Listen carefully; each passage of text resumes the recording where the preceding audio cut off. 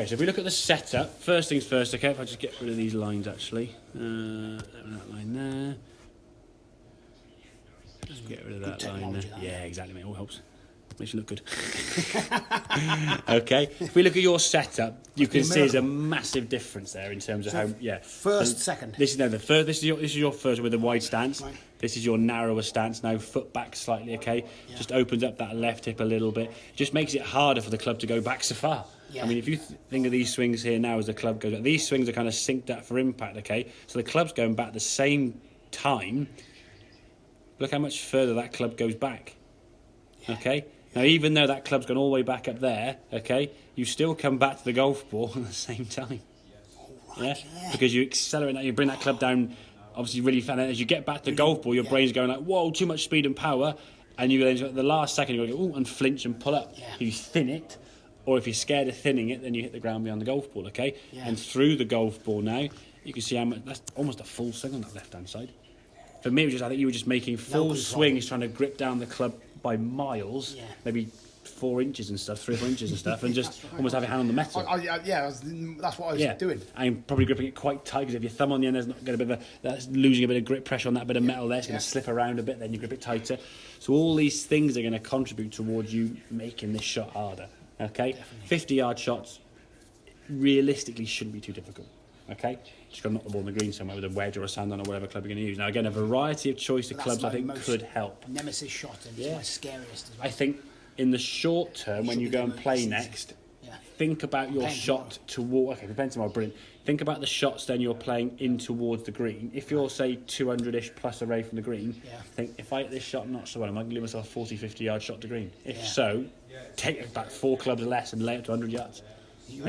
Just play take for a 7-iron instead, or an 8. And for me, going 7-iron pitching wedge is 2 easier clubs that are both full swings, rather than going 3-wood or 5-wood or hybrid 50-yard pitch. 3-wood or 5-wood's a harder club to use than 7-iron, obviously. And then the shot to the green, one's a full swing, which you're comfortable with, and one's a half swing, which you hate.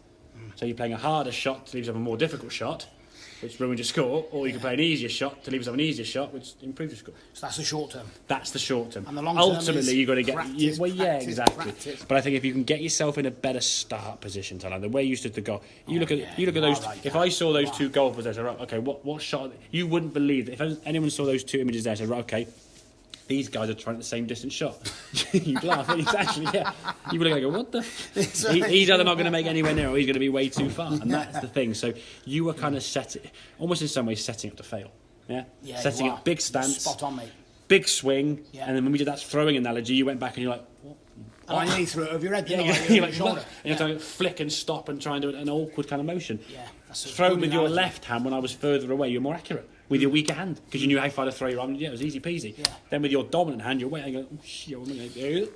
Recently, I've been doing that. I've been not I have a ball, but like an imitation ball, and I've been before doing the shot, I've been visualising, and I haven't been thinking, wow, how far back did your arm go? Yeah, it's only there. Exactly. So the thought was there, but just the 2 things didn't connect. Yeah. Couldn't put it into practice, like.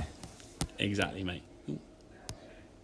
If we can get that shorter back swing, then we can just accelerate through. You always want to be accelerating through the golf ball. And my left arm is a lot straighter as well. Then. Yeah, extends to it better. Again, I wouldn't try and lock out your left arm. No. Okay, your left arm will say, we want the wrist to be hinging to get a bit of an angle here now. If we try and lock things out, it's going to make it very, very difficult. Okay, but yeah. So where would that be on the clock then? At 10 o'clock?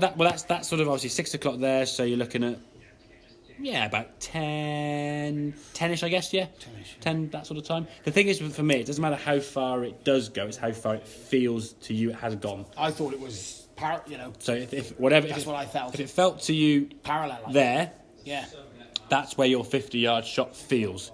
It feels like your club swings to parallel, on 9 o'clock. Yeah. If it goes to 10 or 10:30, it doesn't matter. Where do you feel it goes? If you feel it going to here and it goes 50 yards, then keep doing that feel.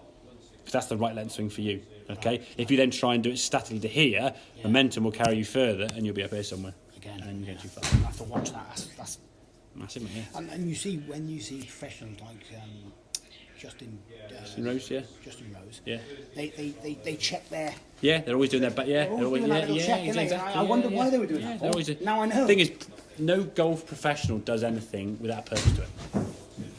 No, they don't, do they? It's unique to them, but they'll do something with a purpose to doing that, and do things for a reason. Unique to them. Same with practice swings. I see guys do the practice swings, and I almost like, what the heck was that? They sort of stand and go, oh, what?